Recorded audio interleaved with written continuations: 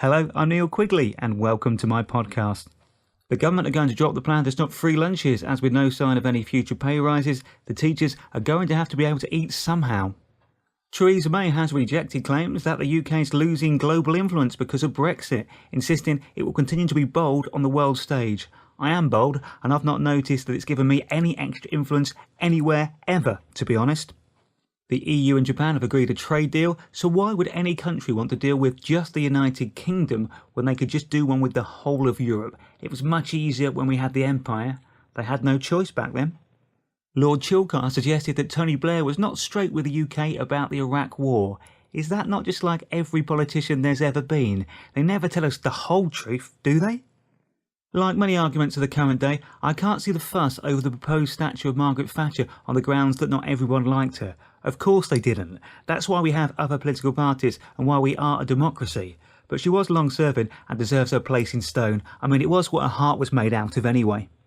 The new president of France has said he wants to cut the number of MPs in the country. I mean, if he continues to cut them over his time in office, he could actually become a dictator.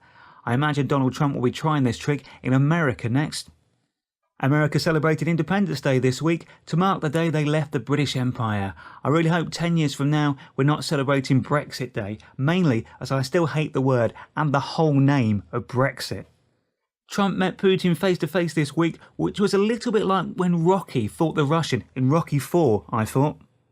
As America say that they will use force against North Korea if they must, I'm now wondering if Team America World Police was actually a visionary film predicting the future, although the reality is a lot less funny, with less songs about AIDS.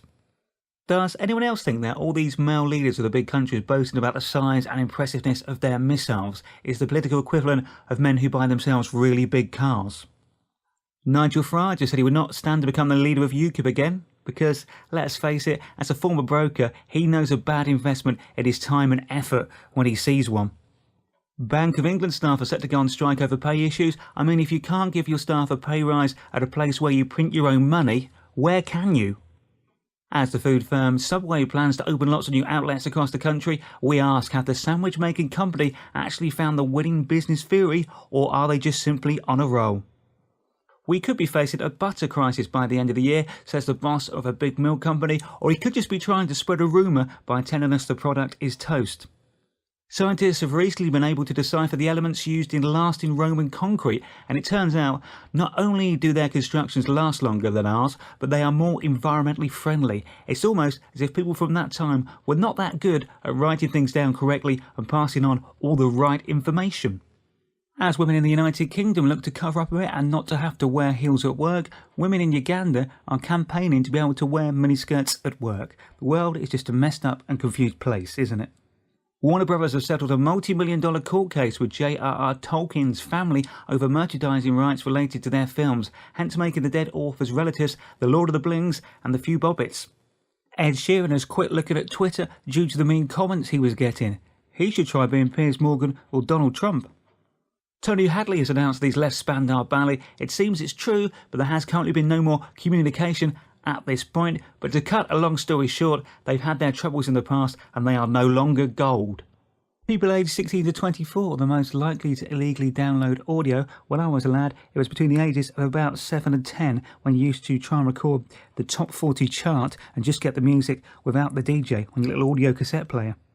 Do you know what? There have been more complaints about contestants smoking than having sex on Love Island. I guess that's not what they meant when the aim of the show is for couples to match up.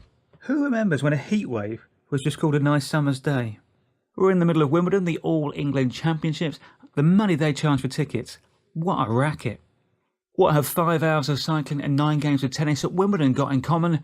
New balls are required after both. What did the tennis umpire call his daughter? Annette. Tennis, the only game where you start at love all before one tries to take an advantage and break you in order to win the game.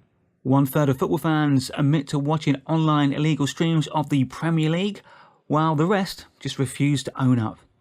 John Terry has signed for Aston Villa this week. At least he has previous experience of just putting new kit on to have pictures taken without playing any football. I'm not saying Jose Mourinho is bad with money, but judging by the cost of some of the players he sells and then buys back at a later date, I reckon you could sell him back a car he just sold you at double the money. And that's it for this week. Thanks for listening. Have a fantastic 7 days with lots of fun and laughter, and I'll speak to you next week. Cheers.